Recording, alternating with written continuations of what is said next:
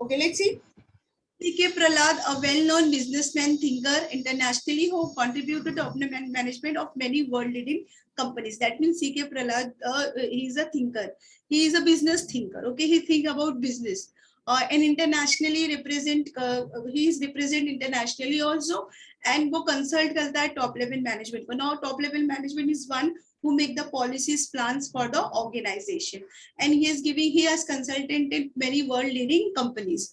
So what is a Prahlad contribution to the management? First point is strategic intent. Now what is strategic intent? Okay, a strategic intent refers to the ambition and the obsession to excel and to be the global leader. That means कि एक ambition होना चाहिए. Ambition का मतलब होता है कि इंसान अपना dedication लगा देता है. That is you 100% कि मुझे ये achieve करना है, मतलब ये achieve करना है. And you should be obsessed होना चाहना है. मतलब suppose if you want to get, जैसे आप क्लास में टॉप करना है या मुंबई में टॉप करना है या महाराष्ट्र में टॉप करना है, तो आपने जो है एकदम ही दिन भर आप पढ़ाई करते हो, आपने बाकी सारी चीजें छोड़ दी. दैट मीन्स आप इतने ऑब्सेस हो जाओगे, ऑब्सेशन हो जाएगा कि आपको यही काम करना है.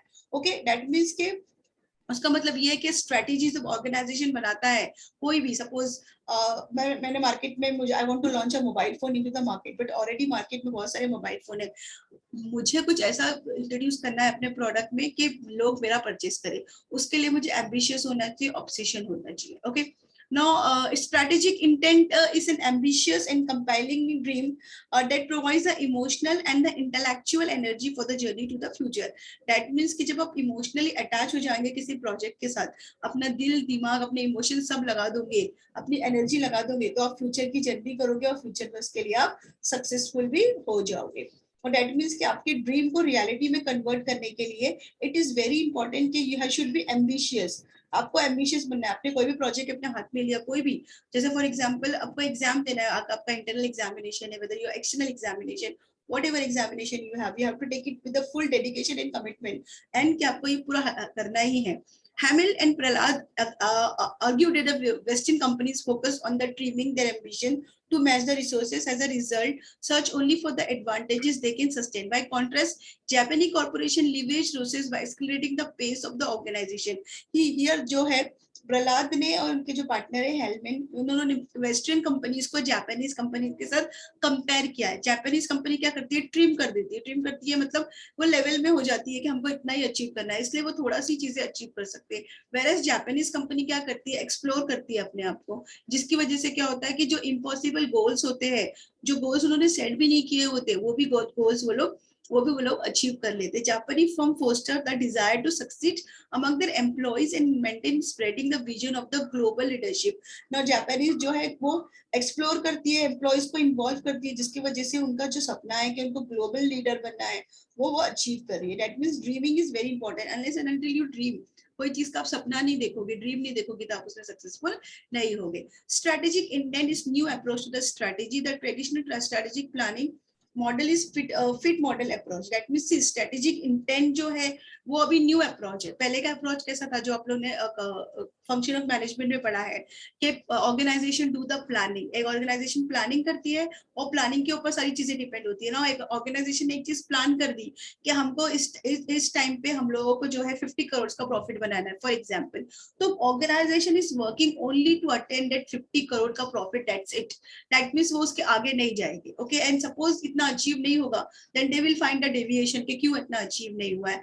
बट स्ट्रेटेजिक इंटेंट ऐसा नहीं है. इसमें ऐसा है कि आपने प्लान तो किया था, बट सपोज अगर आपको अपॉर्चुनिटीज मिल रही है और ज्यादा अपॉर्चुनिटीज, देयर इज अपॉर्चुनिटीज के instead of 50 crore you can make the profit of 60 crore, so you can achieve that 60 crore also even though you plan for the 50 crore. और जो भी थ्रेट्स आ रहे हैं आपको, जो भी खतरे आ रहे हैं, उसको आपको आगे बढ़ के सॉल्व करना है ताकि आप सक्सेस हो. The success stories of the companies such as Honda and Canon. यहाँ पे वो लोग दो ऑर्गेनाइजेशन का एग्जांपल दिया है, इससे होंडा का एंड कैनन का. Okay, this empire hold ambitions like the success story of Honda. Honda company आपको पता है, होंडा पता है ना आप लोगों को, कार की कंपनी है होंडा. कार है कि बाइक है होंडा? आई थिंक कार भी है, बाइक भी है, राइट? बाइक भी है और बाइक और car both. Bike in car. तो होंडास जो है वो मार्केट में इस वक्त जो है टॉप पोजीशंस पे है, क्योंकि उन्होंने ड्रीम किया था और वो उनकी लीडरशिप क्वालिटी हो गई, क्योंकि उनको ग्लोबल लीडर बनना था. कैनन का भी नाम सुना होगा आपने. कैनन का नाम सुना है? Yes, ma'am. हाँ, क्या है कैनन? क्या है कैनन? कैमरा। कैनन के कैमरेज है, कैनन के प्रिंटर्स है, स्टेशनरीज है। ओके, सो ये दो सक्सेस स्टोरी है बिकॉज ये लोगों ने लिमिट में नहीं रहा, that means they have go beyond their limit. जो उन्होंने प्लानिंग की थी उससे ज्यादा वो लोगों ने अचीव किया। They aim for the global leadership and created requirement it. Canon intended to beat us Xerox एंड Honda wanted to become the automotive power।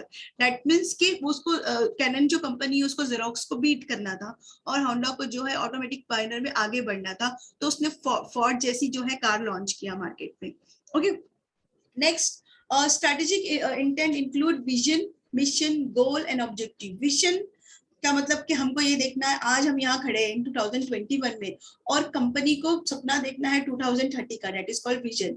Mission का मतलब जो भी हमने अपना सपना देखा था, जो अपना विजन है उसको ऑब्जेक्टिव के थ्रू, गोल के थ्रू उसको अचीव करना है। फॉर एग्जांपल सी वहां पे दिया है Maruti Suzuki is make available the car after sale service throughout the country. That means see अब सिर्फ प्रोडक्ट बेचना ही इंपॉर्टेंट नहीं है, after sale service also important. आप सी 4 लाख की 5 लाख की गाड़ी खरीद रहे हो, ओके, और उसके बाद अगर वो गाड़ी प्रॉब्लम क्रिएट करती है and there is no after sale service, तो व्हाट विल हैपन कि लोग नेगेटिव फीडबैक देंगे about that product. See positive feedback कब देंगे लोग? सी एग्जांपल सैमसंग मोबाइल जो है उसकी गैलरीज जो है वो एक्सीलेंट काम करती है, आफ्टर सेल सर्विस भी उनकी बहुत अच्छी है, तो people are going and purchasing Samsung phone and Samsung things because Samsung के जो लोग हैं वो आफ्टर सेल सर्विस भी देते हैं। सी प्रोडक्ट जो टेक्नोलॉजी प्रोडक्ट होते हैं, टेक्निकल प्रोडक्ट होते हैं, जो आपका मोबाइल फोन है या जो आपका एसी है या आपका रेफ्रिजरेटर्स है या जो आपका लैपटॉप है, वो चीजें कभी भी खराब हो सकती है, तो after sale service plays a very important role. Say example for आपका मोबाइल या आपका लैपटॉप खराब हो गया एंड कंपनी इज टेलिंग कि 1 हफ्ते के बाद, एंड आपको रोज लेक्चर अटेंड करना पड़ता है, तो आप कैसे 1 हफ्ते तक वेट करेंगे? We cannot. तो आपको पर्टिकुलर कंपनी के बारे में start giving the negative feedback और उसकी वजह से उसका मार्केट में शेयर कम हो जाता है। आज मारुति सुजुकी का शेयर हाई लेवल पे चल रहा है बिकॉज आफ्टर सेल सर्विस बहुत इंपॉर्टेंट है। That means selling the product is not important. कुछ company some company thinks that हम लोग ने प्रोडक्ट सेल कर दिया बस हमारा एम कंप्लीट हो गया। No, after sale service follow up with the customer is very important. And the strategic intent, the strategic management process begin with forcing the challenging vision that status the organization even beyond the current capability of the company. That means when Prahlad is talking about the strategic intent, he want a challenging situation. See, company ने last year 45 crore का profit बनाया था and इस बार company 50 crore का aim कर रही है, तो easy है। 45 करोड़ लास्ट ईयर में बनाया था तो 40-50 तो बना सकते। Company should go for the 100 crore. एक चैलेंजिंग विजन आपको बनाना है और आपकी कैपेबिलिटीज, इवन दो आपके पास इतने फिजिकल, फाइनेंशियल, ह्यूमन रिसोर्सेस नहीं है, देन टू आपको ऑब्सेस होना है कि आप इस सिचुएशन को विन करोगे। सी ये लाइन देखो, the next step is to create and communicate with every member of the firm an obsession of winning. That means जब आईपीएल खेलने के लिए या क्रिकेट खेलने के लिए या जो भी कंपटीशन में हम लोग जाते हैं तो वो मेक श्योर कि हमारी टीम ही जीते, तो आपको वो मोटिवेट करना है इवन तो आपकी कैपेबिलिटी नहीं है। ओके, कभी कभी ऐसा होता है कि आपके सामने ऐसा कॉम्पिटिटर है जो वर्ल्ड चैंपियन है, जिसने कभी नहीं हारा है, तो भी आपको अपने आपको इतना मोटिवेट करना है कि आपको जो है आप ही जीतोगे। Okay, this is all about the strategic intent. कि स्ट्रेटेजिक इंटेंट क्या है, what Prahlad want to say about the techniques that use first technique is the building layers of the advantages. Let's see what are the technique used. Now strategic Indian में जैसे dedication, commitment, if simple Hindi word में बोला जाएगा तो एक आपको एक पागलपन होना चाहिए कि आपको अचीव करना है, आपको नंबर 1 बनना है। ओके, तो उसके लिए आपको क्या करना पड़ेगा? लेयर्स बनाने पड़ेंगे। The layers advantage, building layers of advantage involving developing layers of advantage on the top of another advantage. Therefore, a company would have a wide portfolio of advantages. Company में move upward in the value chain और move downward in the value chain. That means company को जो है अपने top level advantage पे सारी चीजें दिखना है कि जो ओके, दैट मीन्स कि उसको अपने टॉप लेवल पे या तो ऊपर जाना है या तो वहां पे देखो अपवर्ड एंड डाउनवर्ड पे एक्सप्लेन किया है। इन अपवर्ड वैल्यू चेन एक कंपनी में इधर add features to the existing product. Okay, that means आपके जो भी एग्जिस्टिंग प्रोडक्ट है, जैसे फॉर एग्जांपल सी आप लोग मार्केट में जो है वो सॉफ्ट ड्रिंक्स बनाते हो, तो पहले आप मैंगो फ्लेवर्स का ड्रिंक बनाते थे, तो आपको ऐसा लगता है कि मार्केट में डिमांड ऑरेंज फ्लेवर की है या लेमन फ्लेवर की है, तो आप क्या करोगे, अपने प्रोडक्ट में एक और फीचर ऐड कर दोगे, आप लेमन फ्लेवर भी ऐड करोगे, ऑरेंज फ्लेवर भी ऐड करोगे, स्ट्रॉबेरी भी ओके। तो जो हर टाइप के कस्टमर है, जैसे फॉर एग्जांपल किसी को अगर मैंगो फ्लेवर पसंद नहीं है, ओके, तो वो ऑरेंज फ्लेवर के लिए जाएगा, तो आप अपनी जो भी प्रोडक्ट है उसमें एक फीचर ऐड कर दोगे।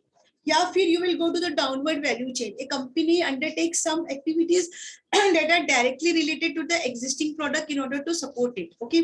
या फिर कोई ऐसी चीज करोगे, आपके प्रोडक्ट में कोई ऐसे चेंजेस लाओगे जिसकी वजह से आपकी मार्केट में डिमांड हो जाए वो प्रोडक्ट की। फॉर इंस्टेंस, एक car manufacturer may undertake to manufacture certain component which may earlier purchase from the supplier. Okay, that means के कुछ ऐसे हम लोग जो है पहले, जैसे फॉर एग्जांपल हम लोग कोई चीज पर बनाते थे, अगर हमारी कोई कंपनी, तो हम लोग जो उसके पार्ट्स है पहले किसी से परचेज करते थे। नाउ अब वो जो पार्ट्स है वो हमने खुद ही मैन्युफैक्चर करना स्टार्ट कर दिया, तो instead of purchasing from outside, हम लोग ने खुद ही वो पार्ट्स भी बनाते हैं और खुद ही वो चीज को मैन्युफैक्चर भी हम खुद ही करते हैं। ओके, तो this is called layers of advantages. Next जो है ट्रिक वो है loose bricks. The concept of loose bricks is based on the adage that if the wall has a loose brick, it can be broken easily. That means कि bricks का मतलब मालूम है आपको? bricks मतलब क्या होता है हिंदी में? What is the meaning of brick? brick का मतलब क्या होता है students? आपका घर बनता है तो bricks, सीमेंट सब लगता है ना? ईंट। हाँ, तो अगर ईंट सबसे पहले अगर घर बनाना होता है तो वो लोग ईंट रखते हैं, देन उसके आजू बाजू में सीमेंट लगाते हैं, देखा होगा ना आपने कंस्ट्रक्शन में। ओके, तो अगर जो लूज ब्रिक्स, अगर जो अंदर की ईंट है वही लूज होगी तो वो जो वॉल बनी वो टूट जाएगी ना। यस और नो? सो यहाँ पर भी ऐसा है कि लूज ब्रिक्स है कि अगर आपने आपकी वॉल, अगर आपने ब्रिक्स ही गलत लगाया है then वो अच्छी तरह से नहीं होगी। For example, a car manufacturer generally cater to the middle and upper class target customer. there is no room for the car that can be targeted to the middle level or the middle level group. For example, Tata Motor introduced, see जब भी company car बनाती थी तो उनका target हमेशा या तो upper class होता था या तो मिडिल अपर क्लास होता था। लेकिन नैनो वो पहली कार है, नैनो के बारे में आप लोगों ने सुना होगा। Yes, जो 1 लाख की कार की तरह फेमस थी। दैट मीन्स कि अगर किसी को कार परचेज करना था अर्लियर देन नैनो, तो उसको मिनिमम 3 लाख की या 4 लाख की कार आती थी।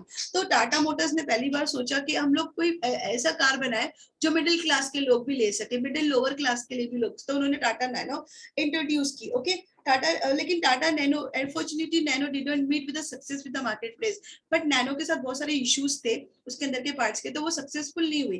That is different thing. लेकिन यहाँ पे हमको ये करना है कि हमको उस चीज पे काम करना है जिससे पहले किसी ने सोचा नहीं। Okay, next is changing the terms of engagement. Every industry has certain factors that are critical to its success. This so called critical success factor, that is CSF stands for the critical success factor, must be satisfied by the firm in the industry to attain the success at the marketplace. Okay, see, her organization में कुछ ना कुछ critical success factors होते हैं जो उसकी success के लिए important होते हैं। For instance, in India, the car industry, after sales service network is vital. किसमें? मारुति सुजुकी में, जैसे मैंने अभी आपको बोला। दैट मीन्स कि कुछ ऐसी चीज होनी चाहिए, जैसे for example LG is number 1 in air conditions, Samsung is in electronic product. That means कि हर प्रोडक्ट के साथ जो है, जैसे for example if you want 100% security, you go for the iPhone, Apple iPhone. वैसे अगर आपको चाहिए कि आपको कार खरीदना है, ओके, तो अगर मैंने मारुति सुजुकी खरीदी तो मुझे टेंशन नहीं है, क्योंकि मारुति सुजुकी जो है उसकी आफ्टर सेल सर्विसेज बहुत अच्छी है।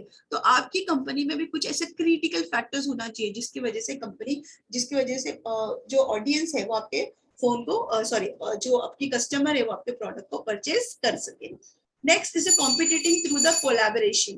When a firm finds it difficult to compete on its own, it's need to collaborate. And कभी-कभी हमको ऐसा होता है कि हम अकेले जो है मार्केट में सरवाइव नहीं कर सकते, वो टाइम पे आपको किसी और के साथ कोलैबोरेशन में, पार्टनरशिप में काम करना चाहिए। वहां पे सेकंड पैराग्राफ में एग्जांपल्स दिए, देखो। Indian private firms in insurance sectors have entered into joint venture with the foreign capitals.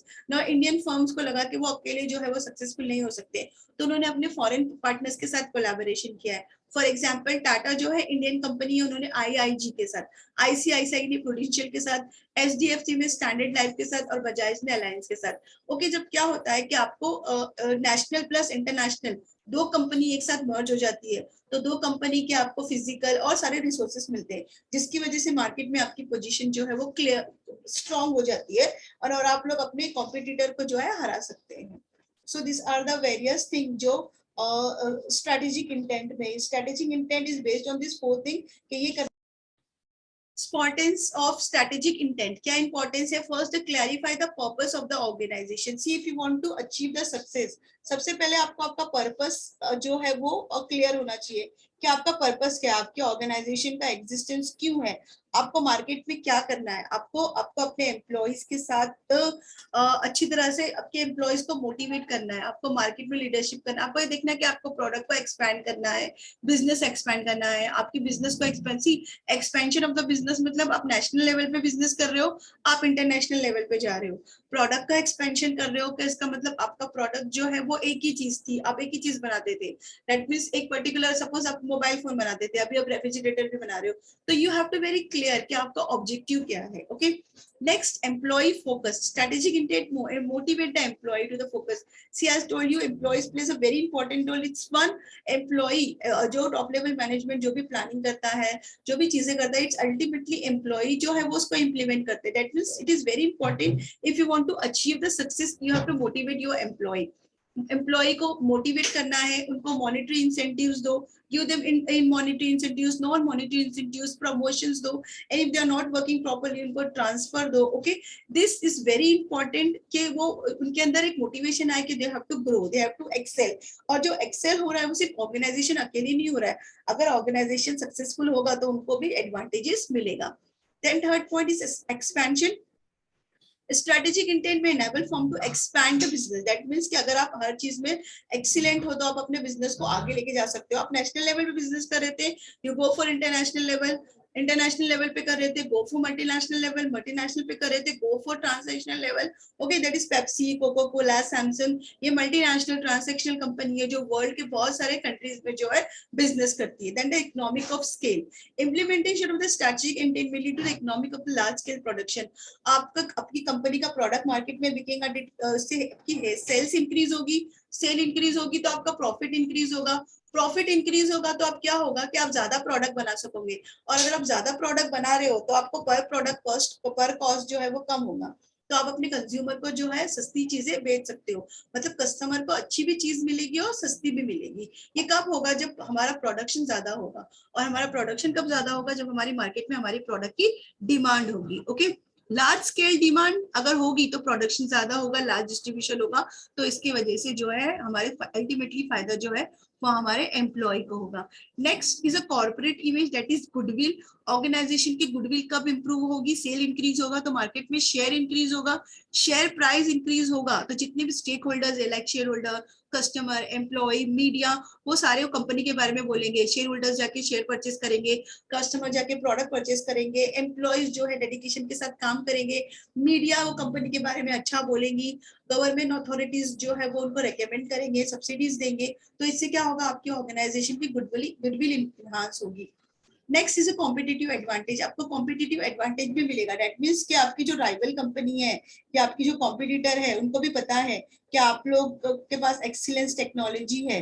Okay, आप लोग मार्केट लीडर है, तो आपके साथ मार्केट में आपको कॉम्पिटिटिव एडवांटेज मिलेगा. आपके सामने कोई भी फर्म जो है ज्यादा खड़ा नहीं हो पाएगा, क्योंकि आप मार्केट में जो है बहुत अच्छे से एक्सीलेंटली जो है आप लोग सर्विस कर रहे हो. Okay, I hope this one is clear student. This one is clear. Next is core competence. Okay, तो हमने ये सारे देखा, C K Prahalad, concept, contribution. Okay, अभी जो उसका फर्स्ट पॉइंट था, we have seen the first point, importance of strategic management में. अब इसका सेकंड पॉइंट है core competency. Now what is a core competency? Now concept of the core competency was introduced by the CK Prahlad. Okay, अभी तक हमने देखा CK Prahlad का contribution क्या है, intent management. Then we have see के कौन कौन सी 4 पॉइंट्स के ऊपर उसका डिपेंड करता है. Then we have seen the advantages. Now let's see कि जो उसका जो प्रहलाद ने जो कोर कॉम्पिटेंसी बताया वो कोर कॉम्पिटेंसी क्या है. In his book competing with the future which is co-author by the, that means उसका एक बुक लिखा है सीके प्रहलाद ने. Again this can be come for the objective के सीके प्रहलाद बुक रिटन. उसमें can someone take the screenshot of attendance? Students, can someone take on behalf of me? Ma'am, can I? Yeah, please. Thank you. Okay, So he has written in the books because meeting अगर close हो जाएगी तो problem ना हो. Okay, competing with the future. Okay, competing with the future. तो आपको पूछा जाएगा who has written the book. तो this book is written by C.K. Prahlad और उसके साथ उसका co-author था Gary Hamel. Okay, now let's see कि उसमें क्या लिखा है. What is the meaning of this? देखो यहाँ पे दिख रहा है, मेरा कर्सर देखो. A bundle of skills and technology that enables the company to provide a particular benefit to the customer. That means कि कंपनी क्या करना चाहिए, बहुत सारी स्किल्स, बहुत सारी टेक्नोलॉजीज जो है वो प्रोवाइड करना चाहिए कस्टमर को, ताकि कस्टमर को बेनिफिट हो. ओके, कस्टमर को बेनिफिट हो, दैट मीन्स कि कंपनीज की सारी स्किल्स, सारी चीजें कस्टमर के लिए. कस्टमर इज परचेजिंग समथिंग, तो क्या होना चाहिए कि कस्टमर को सेटिस्फेक्शन मिलना चाहिए. कस्टमर जितना अमाउंट डाल रहा है उसको सेटिस्फेक्शन मिलना चाहिए कि उतना अमाउंट जो है वो मुझे रिफंड हो रहा है. If you go to the market, you will get the product for 10 rupees, you will get the product for 50 rupees, you will get the product for 100 rupees. But 10 रुपया डाल रहे हो तो आपको 10 का एडवांटेज मिलना चाहिए. And if you are putting 100 rupees तो आपको 100. That means it is very important for the company कि वो bundle of skills and technology product में डाले ताकि कंज्यूमर उसको अच्छे से एंजॉय कर सके. Let's see the important feature. First, core competency is the strength of the firm which cannot be easily matched or imitated by the copy.